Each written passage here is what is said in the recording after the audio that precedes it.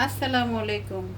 এই যে হলুদের গুঁড়া, আদা রসুন বাটা, ধইনা গুঁড়া, এই যে জিরা ভাজাটা দিয়েছি।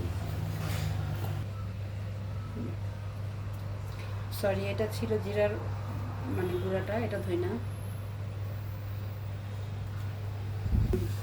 মরিচের গুঁড়া, পেঁয়াজ দিব, আদা রসুন বাটা অল্প দিয়েছিলাম, এখন ডিপ থেকে বের করে একটু দিয়ে দিলাম। পেঁয়াজটাও দিয়ে দিয়েছি, বাকিটাও দিয়ে দিব। পেঁয়াজ একটু মোটা করে দিলাম। এই তো লবণ দিয়েছি, এই তো গরম মশলার গুঁড়োও দিয়েছি। এখন তেলের পরিমাণটা একদম কমাই দিব, কারণ কোরবানির মাংসতে তেলের পরিমাণটা একটু কম দিতে হয়। বিসমিল্লাহ। কমপ্লিট। এখন আমি হাতে মেখে বরাবরই হাতে মেখেই বসাই।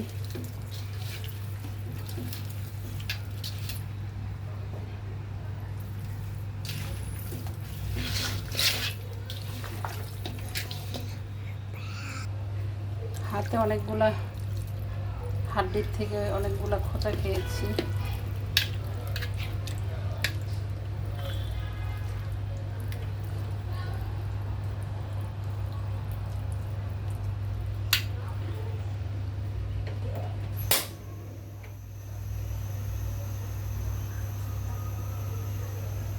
আজকে মাংসতে আলু দিব।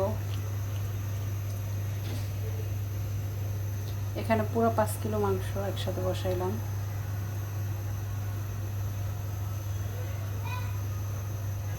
দশ মিনিট মেখে রেখে এখন চুলা ধরিয়ে দিয়েছি, বসাই দিয়েছি রান্না। 10 মিনিটের মতো রাখলাম মেখে।